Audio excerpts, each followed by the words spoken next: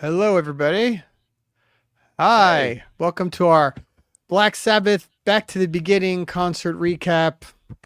My name is Roy, and joining me is Kyle Fagala, who actually watched the entire thing live. I caught it later, but we thought we would just come on here because it seems like a pretty big topic, and everybody was really excited about it. The videos were amazing all weekend long. It was just so cool.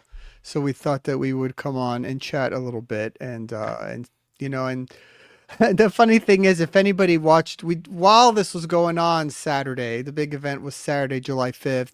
We had scheduled our live stream, a Wheel of Metal episode ranking Iron Maiden albums. Kyle, you were not on that one. Um, and if you haven't seen, if you watched it, sorry, you know that it was pretty insane and all sorts of chaos and technical difficulties and ridiculousness. It was funny. So, uh, yeah, why we're doing a live stream right away afterwards is yeah, anyone's why guess, not? but Why not? You know, you know, it's as good a time as any. So, and what's yeah, ironic, I think, about Iron Maiden being the wheel is that I think somewhat famously, Sharon Osbourne and Iron Maiden don't get along, and they're probably the most obvious. They and Judas Priest are the two most obvious bands that are missing from the lineup. Judas Priest is on tour, but Iron Maiden, I think, just got left off. So, anyway, I had brought that up wondering why they were one of the bands not on there because you would imagine you would put them on there, but yeah. yeah, I didn't know that story, but I guess that does make a lot of Yeah. sense. All roads Um, lead to Sharon Osbourne. So yeah, somehow. So the comments are already coming in. Well, oh our good. friend Chris, who goes by the name of Frantic Dav, was on the Iron Maiden one with us, but now he's in the chat and going crazy with the chat room. But anyway, Nice. he's asking for your favorite Iron Maiden album. Is there one? Uh Technically no, but because he didn't put it in the right tier, I'll go with Number of the Beast. So I That did sounds like watch the episode, you know. that So sounds like a fair but one. there was a reason I was not on the Iron Maiden wheel. So Yeah. Well, I didn't even rank albums. I just hosted it. So we let some fans vote and other guys did it. It was a lot of fun anyway. I had a good time doing it. All right. So let's dive right in. I mean, you did you bought the live stream, and yeah. I just waited later to see some YouTube clips, and right now pretty much everything is out there by now that you could watch. It's pretty great. I thought Yeah. the footage that I've seen has been pretty remarkable. What were your initial impressions? Yeah. So when I saw that it was a live stream, I was like, oh, for sure I'm doing that. It was, I think, $30. And by and large, for what it's worth, like technically it went well. There was one little point where Chad Smith was starting up a song with Sammy Hagar on the vocals and it was like no drums for the first, 30, 40 seconds. But outside of that and some other gripes maybe I'll get into later, the stream was good. I mean, it was fun. Now, it was a long day. It was like, what, 10, 11 hours? And they were 2 hours delayed on the stream. And I don't know why, but I guess they Right. were uploading the video and so on and so forth. And I Yeah, came to to make find sure out it was later, working. Yeah. yeah, they'd made some edits of certain things and things like that. But I mean, this lineup, if you look at it, and I'm looking at it on my screen, but it's incredible. So it's like, yeah, I mean, $30. You kidding? So, biggest metal concert ever, maybe single day. Yeah, I can't think of I mean, anything like this. It's pretty insane. yeah, I mean, so the lineup that we have listed here, Mastodon, I guess kicked it off. yeah, Um, I didn't see that. I didn't see the first few actually. Them, Rival Sons, Anthrax. I don't recall seeing anything from them. yeah. Well, I think Um, Mastodon is interesting because they had a band member that just left recently, quit after many, many years, and then was talking really negatively about the rest of the band, said they were horrible people. right. Yeah. And so then the guy that had filled in was, I think, someone who had done like a YouTube channel and done a bunch of covers of the band. So I was sort of like watching for that, and he seemed like he was having a heck of a time. So just imagine one day doing YouTube videos, and then the next day you're playing in front of 40,000 people and 5 million people online, So That's the way it works these not, days. yeah. I don't want to necessarily jump into every band's Oh, performance. sure. Of course. You can YouTube if you want to watch the Lamb of God one, if you want to watch the Hailstorm one. They're all out there. You can pretty much watch Yeah. most of them. if not all of them by now. The supergroups I thought were interesting. So let's talk Yeah. about those a little bit. They had two separate supergroups. A was Lizzie Hale, David Draymond from Disturbed, Jakey Lee, Nuno, Adam Wakeman, and I guess there was a few other people that sort of came in and out, different drummers and stuff like that. I think Travis Yeah. Barker was on there, a bunch of people. Yep. What do you think of that first supergroup? It was good. I think probably overall the first supergroup was better, except you had Steven Tyler later. So you had a Youngblood that did like a surprise, showed up for that and did the song Changes, which was honestly one of the highlights of the whole day. I was not super familiar with him. I was aware that actually the Osbournes sort of know him, and apparently he's like very similar to Ozzy, bigger deal probably in the UK than he is here, but he was great. He owned the crowd, dare I say, sort of like one of those Live Aid moments with Freddie Mercury type thing, even though it's not on the same, level of significance, but he was excellent. Also got to give a shout out to Nuno. He's awesome. We know that. Love Nuno. You have a couple of comments from about Yeah. Nuno being the MVP hero of the show. Yeah. He was amazing. He's always amazing. He's Shocker. one of the best guitarists of all Yeah. time. He's just awesome. I will say that Two from Sleep Token drummed with his little silly mask on. I think that's one of the little ironies of modern metal is you had him and you had the guy from Ghost, and they have to like maintain the mystery. So they've got their little face paint and masks on. And I think all that stuff is very stupid. But they showed up, and Two, at least from Sleep Token, did a good job drumming. And then the rest did great. I mean, it's cool. And like someone mentioned it, the switchovers really quick. They had a rotating stage, so they were able to set up as the others were going. So from my perspective, you'd put 5-10 minutes between, and they'd run these silly little ads or whatever, but then you're on to the next band. So it's pretty cool. Again, It's the only way you're going to be able to see 18 different acts in one day. You got to be quick. So Kiefer here is calling out my use of the word amazing. I guess I use amazing a lot. you love that word. I'll try and think of another word to use. Incredible. But hey, Jeremy says Tyler was amazing. So there you go. Yeah. Not just me. But anyway, nice call out there. Yeah, I increased it to 5. Yeah, great. Exactly. Yeah, so that was fun. I thought Lizzie Hale was really good. Ultimate Sin sounded really, really good. She has a great voice. It's just really powerful. Yeah. Okay, let's see. It was also nice to see Jakey Lee performing, which was really cool.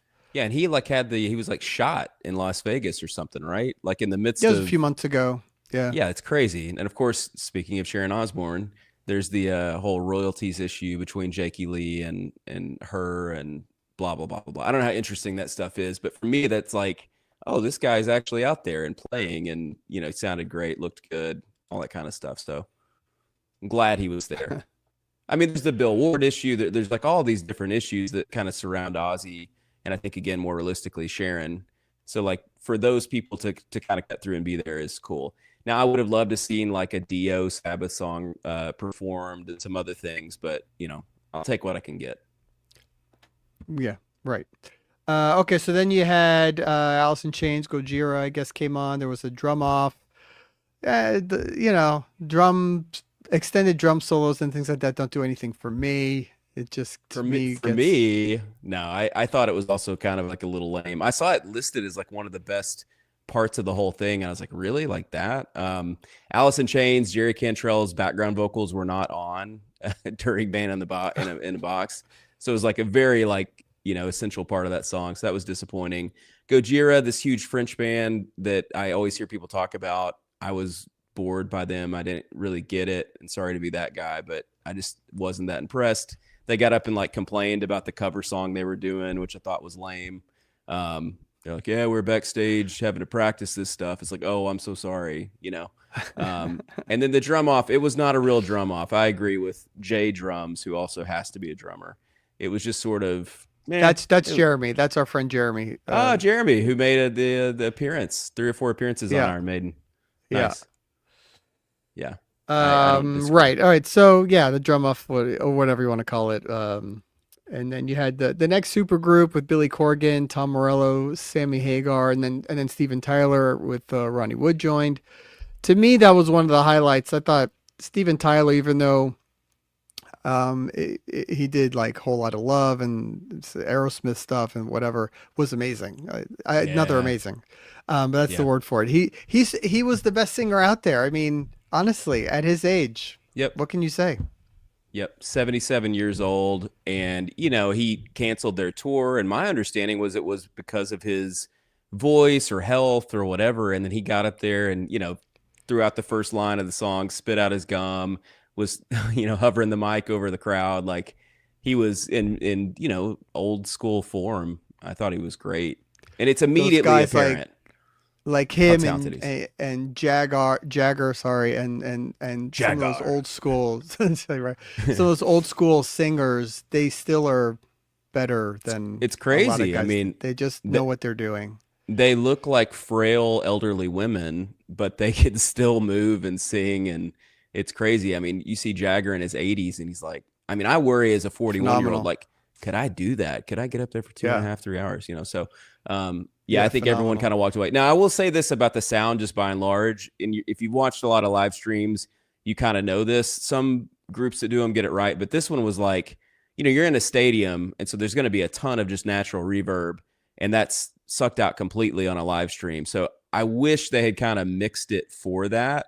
I mean, just as an example, like Mike Granito that does the Morse Fest mix, and they have Jerry that does the sound. Like they make those sound better. I use nugs.net for watching jam bands, and they mix for the live stream, but it felt like there was not enough mixing for the live stream, as it were. And so unless you're just a really, really gifted singer like Steven Tyler, every flat note, every sharp note kind of like stood out. And it just felt like it was in a vacuum. I wish they had Yep. fixed that for what it's worth. But anyway. Oh yeah, shout out to Tobias Forge from Ghost, who did Bark at the Moon. I thought that was really good. I know you Oh, it weren't a was fan of so that, but bad. It I thought it was really so, good, so man. bad. Out of his range. He was flat the whole time. I can't believe y'all thought that was good. To me, that was one of the Yeah, worst performances of the day. And I he enjoyed looks it, at the and I crowd. think He's a lot like, of people in the audience enjoyed it too. To be honest with you, I I think don't. No, the crowd was dead. And I'm sorry. I'm not just being like a hater on Ghost. It was really bad. He's like, "Are you ready to go out for me?" And they were like, "Woo!" It was real bad, real bad. I, Sorry, I don't think so. I don't know. I I'll thought it was stand by really it. good. Everyone, go Um, watch the guy from Ghost sing "Bark at the Moon." Real bad. he Okay. doesn't have this amazing range, but I thought just the song was performed well by him and the guys there in the band. I thought it was really good. Real Sammy bad. Hagar's always really good. He's also one of those guys that just Yeah, continues to he's just pushing 80. sing What is he? 78 probably.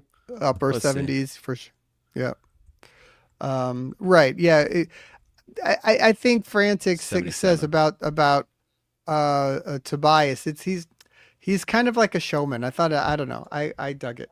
Look, I told you I watched Okay. the Ghost movie and found it really charming and like entertaining, but obviously the vocals have been touched up and as you would expect. And so it's just clear to me like you put someone like a Steven Tyler next to him, but also next to a Billy Corgan, and you can determine who actually has the vocal talent here.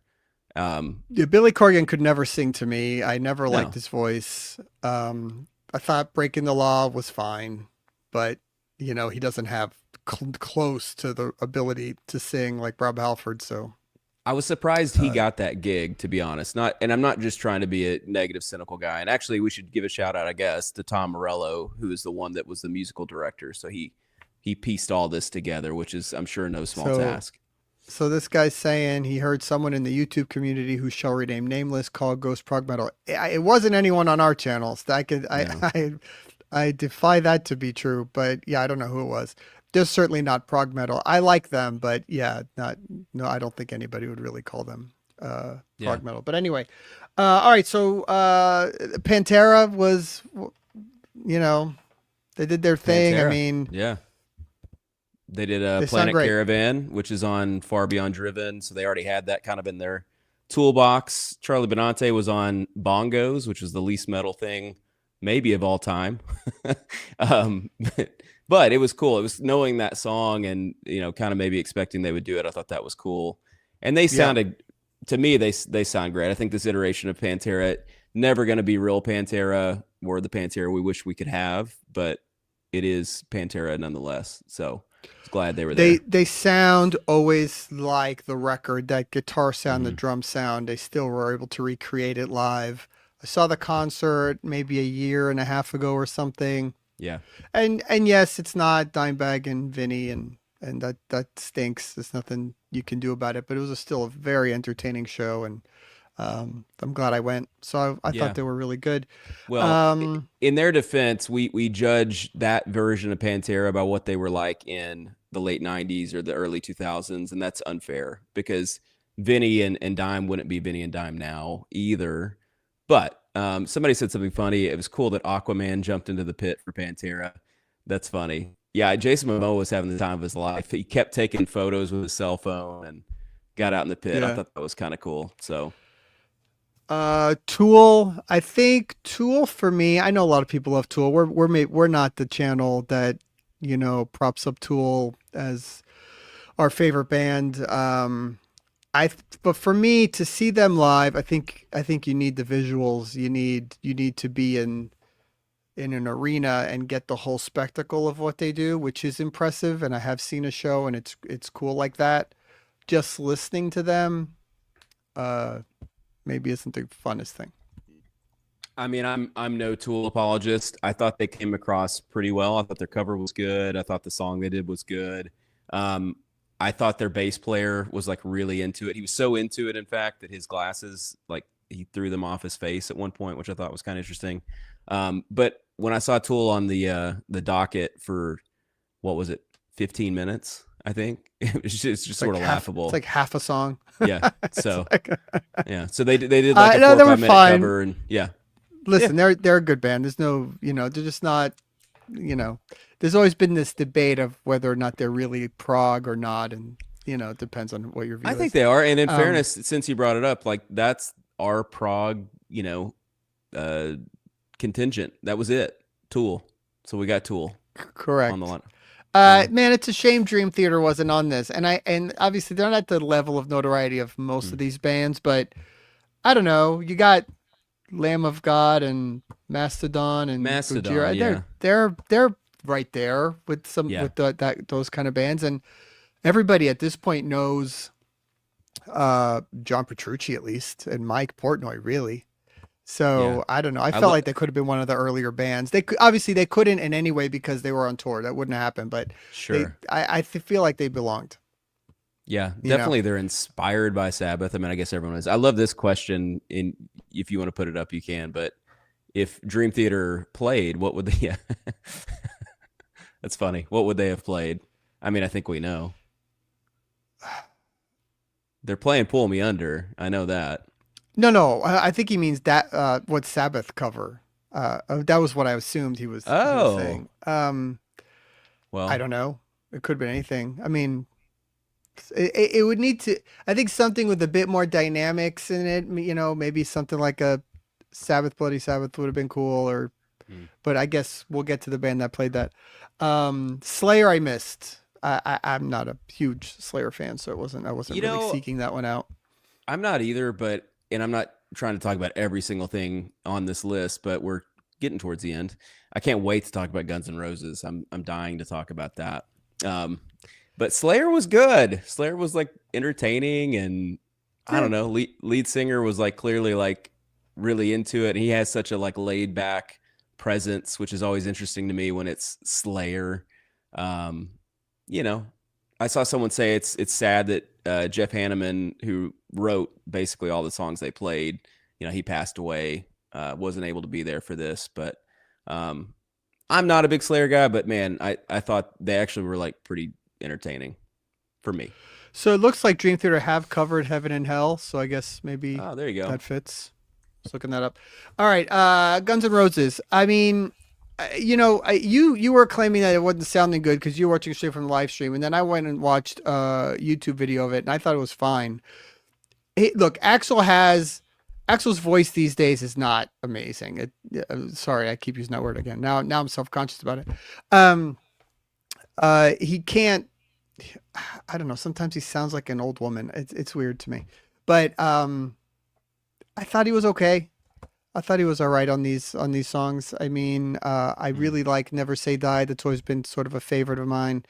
Um, Junior's Eyes was a weird choice to play, but I thought they were fine. I don't know. Didn't bother I me. mean, not trying to be like the negative guy, but that's just what I slot in as. That's fine. I thought it was real bad.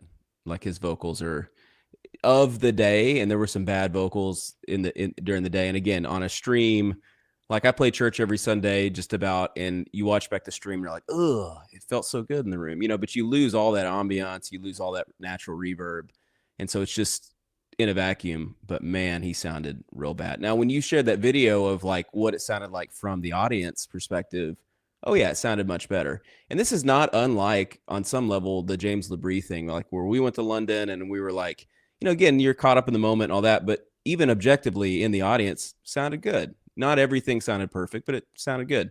And then people watching the videos back were like, sounded terrible, So how can two things be, accurate representations of what it was like? But for me, I would go as far as to say Axl should hang it up. Like it's just not Well, there. sometimes when you watch those videos of just GNR playing live, Hmm. that's really hit or miss. I mean, truly, sometimes it's really bad. I mean, I'll give them this. They did So 3 Sabbath covers, and they were the only band that did that. Now, they had a little bit larger set, so we're getting into the bands that get a little bit more time. Guns N' Roses, Metallica, I guess the two bigger, groups or whatever got more time. But doing 3 right off the bat, while it was like a little bit awkward in the sense that I think we were expecting big Guns N' Roses songs, it's pretty cool to go out there and do 3 songs back to back to back like that. yeah, Didn't they do 4? Well, um, they open with like a little excerpt, but I would call it 3 songs and a little excerpt. Someone was asking. Metallica. Who's that? Metallica's was. They were fine. They sounded great. Metallica. Yeah, I mean Metallica. You can tell why they're as famous as they are, and they did all the songs you would expect, and it was cool. Yeah, someone said Dave said Metallica was good. Yeah, Yeah, yeah. and at Not blowing this anything. point, Master of Puppets is like this, all time song, but it just doesn't knock your socks off anymore. I don't know. Does it for you? I mean, I remember back in the day, it was so monumental every time you heard it, but now I'm just sort of like, oh, here we go again. Yeah, I think there's some of that. And I think also when I think of Metallica in a live context, now they're like surrounded by people. And I think that also kind of plays a little better when they're so like separated from the audience as they were inevitably. I don't know. It just doesn't feel like it suits them. You talk about Tool needing like the lights and it needs to be dark and it needs the ambiance. I think Metallica needs like their fans. I think that they're the 5th member of that band in some ways, at least as I see it. So Arguable. Yep. All right, so then we get to the big shows. Ozzy's set, which led into the Black Sabbath reunion. Um, I thought opening up, I liked his songs that he chose, Ozzy, for his yeah, 5 song set. Although I thought maybe Suicide Solution, that's an okay song. I thought No More yeah, Tears maybe would have been better hmm instead, but the rest I was agree. great. I love I Don't Know. Um, and Mr. Crowley and Mom, I'm Coming Home. So Yeah. I don't. I mean, there were some. I feel like he was actually singing, but there were some rumors that maybe it was some of it was tape. I don't know. I don't think it was obvious to Seemed like he was tell. singing and like, he was clearly singing on Sabbath. So I guess why wouldn't he have? Maybe there were segments that he had pre-recorded, but there was even a part on what was the song? I thought there's a part on some song. I get Crazy Train, maybe like second verse or so, like where he clearly got a little lost or something. He was reading the words off the screen. Second performance of Mr. Crowley for the day. We didn't mention that earlier, but Jack Black did The a really Jack Black cool. thing, right? Yeah. What does he not do? That's good? He was actually top 3 vocalists of the day. Jack Black, Steven Tyler, and Youngblood. Those 3 really carried the day. With Tom Morello's son, apparently. So I think the big moment was Mama, I'm Coming Home. You could Yeah. tell Ozzy got a little emotional. And there were Yeah. pictures of the people in the audience crying. It was Hmm. for the metal community a very touching moment. Um, but good to see him have a final moment like this, you know, and the fact that he can't tour anymore, do any of that. Yeah. But I thought the way it was done, yes, he's sitting. I mean, you got Ann Wilson of Heart sitting. You have Phil Collins sitting on the last tour. I mean, that's where we are these days, people. Yeah. So just enjoy it for what it is. Well, you got Billy And Joel that can barely walk and fell at a recent concert. Like, what would you prefer? And then, of course, you have Paul McCartney that like plays for 3.5 hours and you could run around the stage. It's yeah, wild how that works, you know? yeah. And then we got the Black Sabbath Union, which was 4 songs. I mean, I think the 4 songs were pretty Perfect. obvious. Yeah. They're ones anyone would pick. Um, it's still amazing that you have this band. Maybe, you know, we do need to probably do a wheel of Black Sabbath at some point. Um, but you know, their second album is their best album, and then there's like 40 years of music that came after that, but you just can't beat that second record, as Yeah. evidenced by the final set where they played 3 songs just from that out of the 4. Yeah. Yeah. Yeah. I mean, it's the songs you would hope for if you're going to pick four. These are the ones. It's sort of like Metallica's set. It's like, yeah, we're going to do the 4 songs that you would expect. Um, they got through all 4 of them. I mean, my immediate takeaway is Bill Ward, has lost more than a few steps. He struggled in War Pigs. He kind of missed some of the transitions. You could tell he was like really focusing, but then he got into his own on NIB and finished up really well, I thought. And I was watching a video of his that Drumeo did on the genius of Bill Ward, and he was so electric and had so much fire when he was younger, And so it's sad to see what age does to all of us. But then he took his shirt off, which I thought was awesome. So, I mean, it was just cool. I hated that Ozzy's chair was kind of blocking Bill, and I don't think that was intentional. You could see him from the side, but just as a drummer, that was like a little bit of a bummer. But if you know the history, Bill was left off the Black Sabbath tour and was replaced by the former drummer of Rage Against the Machine and Audio Slave. So for him to even be back up there was really cool, but it also kind of maybe indicates why he was left off the tour. So Right. anyway. And so a couple of notes that you had shared before we started: 40,000 fans, broadcast to 5.8 million online. I mean, that's Crazy. insane. Just awesome. It's crazy. Proceeds went to charity. First time for the original lineup since 2005. Yeah. Yeah, so it was it was great. I think yeah, I mean, I was sort of bummed while it was going on that I hadn't gotten the live stream, but then being able to see so much of it later on was a lot of fun. Chris is asking what was the highlight song of the entire stream. That's a good question. Well, since it's based around Ozzy, I'm gonna say I don't know. From the Ozzy set, I dug that a lot. If I'm going, from some of the other stuff earlier in the day, I thought Ultimate Sin might have been really fun. That was good. Yeah. I would go, Mama, I'm Coming Home for me was just sort of like the emotional moment for me, seeing Ozzy kind of getting teared up a little bit. And his little speeches in between were great too. And then I think, honestly, I keep bringing it up, but Youngblood on Changes was great. I mean, he I have to absolutely go back and crushed it. watch that. I didn't catch that. I don't know who he is. I've heard his name, but Again, it's not a name that I was like super familiar with. He wasn't billed on it, and he came out and did it. And it was just like, wow, this guy. I mean, he does an acapella part at the end. And he's just crushing. Again, it's amazing what actually being a good vocalist will do for you in a concert setting, And then I think Train kept it rolling with Steven Tyler and Ronnie Wood. Just to me, the significance of that and having those guys out there is, I don't know. I'm a sucker for that. So it was cool. I wonder if they picked that song because it's just one they know and they didn't have to practice. For sure. Yeah. And it's got a great Right? solo. And it was funny because like Ronnie started finishing up and Steven Tyler was like, one more time. So he like went back into the solo. I mean, but there's a certain like looseness, and why we watch live concerts is for moments like that, at least for me. Mike Yeah. Inez, yeah, that was cool. Yep. Someone Any other mentioned surprises? Geezer. I don't think it's like a surprise, but he's 77 as well.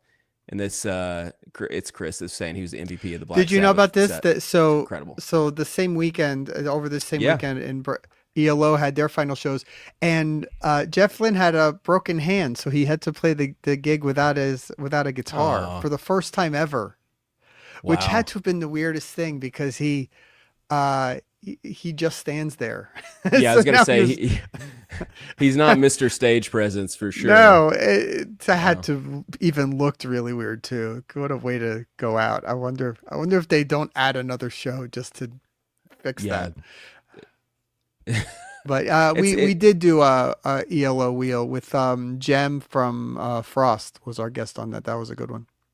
nice. Yeah. Yeah, I mean it's sad. Obviously that goes without saying, I think, but the fact that you're watching a band perform for the final time is significant. And when they're the band that created a genre, you know, it was cool. There's one image that sticks with me of this young kid flipping the camera off, and I saw someone saying, "See, Gene Simmons, like metal's not dead. We just decided that you weren't that great," something like that. But it is cool to sort of see that community coalesce around this moment, and I'm curious, people in the comments or people watching this. I've been wanting to do a Kiss Wheel of Rock forever, and I'm wondering what people's opinions of that are, if we have any. I'm great with it. Just don't put me on it. You know, it's like I think there's bands that if you don't grow up with them, this is something that I recognized watching this is that if you didn't grow up with certain bands, you don't really understand like their significance. Someone like Black Sabbath, granted, a lot of their popularity is tethered to their significance and being originators, but they're great now. They were great 20 years ago. They were great 40 years ago. They're great 50 years ago. Like they are a timeless band, and what they wrote in the late 60s, it took a band like a band like Judas Priest another 10 years to kind of replicate. I mean, it's amazing what they were doing at that time, I guess is what I'm trying to say. So Absolutely. I think this is a good place to stop. Although we are getting some approval for a Wheel of Kiss. So yeah, it's one of those things like I know every album. I know every Kiss album.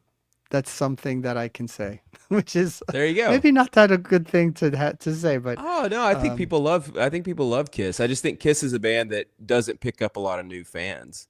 I don't think it is as timeless as some of these other no, bands. well, I think I probably did. I don't have one now, thank you very much, but probably did have a Kiss lunchbox. Um, uh, but no, I think a lot of people, would count myself as one of them. If you grew up liking Kiss, you showed Kiss to your kids, and it's an Mhm. easy band for any child to get into when they're really young. Songs like Rock and Roll Night and all that stuff are very easy, and then that's sort of how you get them in the door.